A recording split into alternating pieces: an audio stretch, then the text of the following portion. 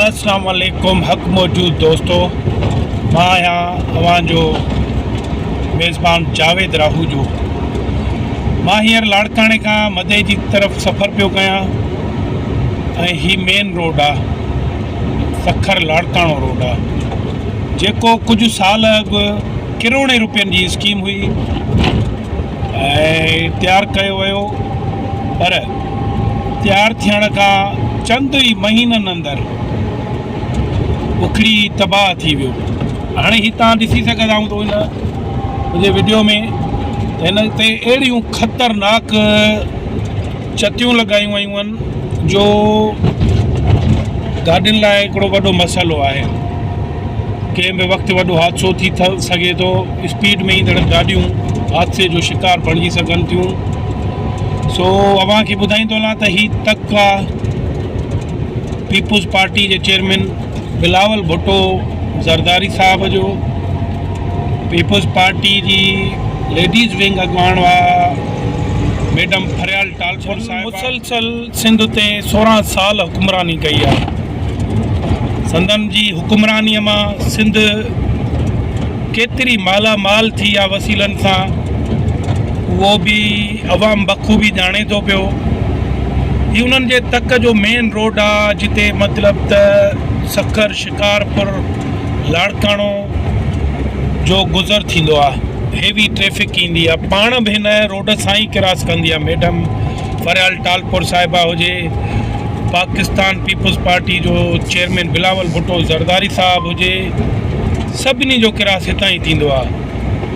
ऐं हिन रोड जो तव्हां हशर ई ॾिसी सघो था, जेके चतियूं लॻियूं वयूं आहिनि। नाल ठेकेदार जो मूंखे नालो कोन थो अचे कहिड़ो बि, पर नाइलो वाठो ठेकेदार हो जंहिं हिन रोड खे हिकिड़ो ज़िलज़िले मां रोड ठाहियो आहे। स्पीड में हलंदड़ गाॾी तव्हां ॾिसी सघो था त रुॻो ॼण उन्हनि खे अहिड़ो झटको थो अचे जीअं ज़िलज़िले जो हिकिड़ो झटको ईंदो आहे, ईअं गाॾियूं वाइब्रेशन थियूं कंदियूं हलनि।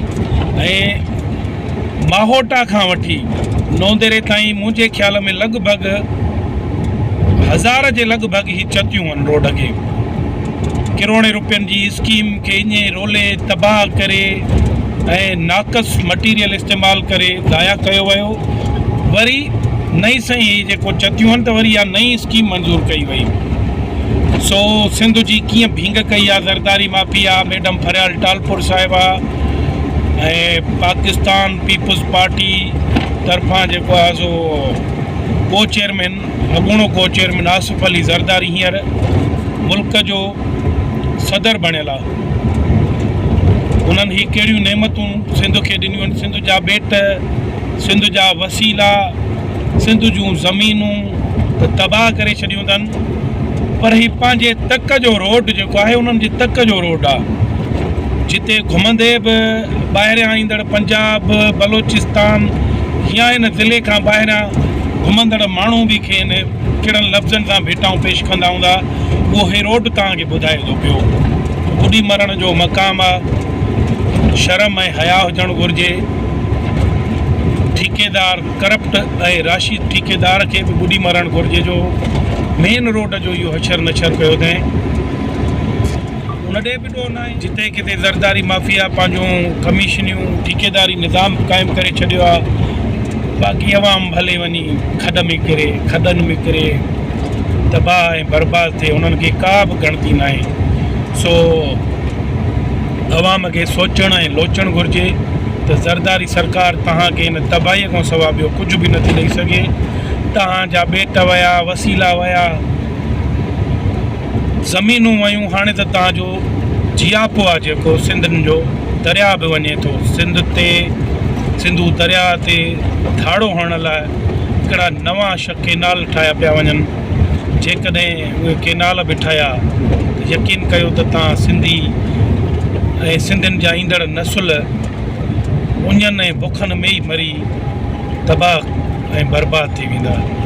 सो दोस्तो, अव्हांखे अखि पटणु घुरिजे, अव्हांखे जाॻणु घुरिजे। जेकॾहिं अव्हां न जाॻियो, यकीन कयो त ईअं ई हिन रोडनि रस्तनि जा हादसनि जा शिकार बणिबा रहंदव। पाणी न हूंदो, वसीला न हूंदा, बेट न हूंदा, त अवां तबाह ऐं बर्बाद थी वेंदव। हीअ माना रोड तव्हांखे जेको मां ॾेखारियो त इहो सिर्फ़ु चंद किलोमीटरनि ते न हो, इहो लाड़काणे खां चूहड़पुर स्टॉप खां वठी ऐं निकितो जेको आहे सो हींअर सो ही बाब शाह नवाज़ खान भुट्टो आहे। गेट सिर्फ़ु गेटूं ई ॾिनियूं अथऊं, बाक़ी हे मुसाफ़िर खानो आहे नौंदेरे जो।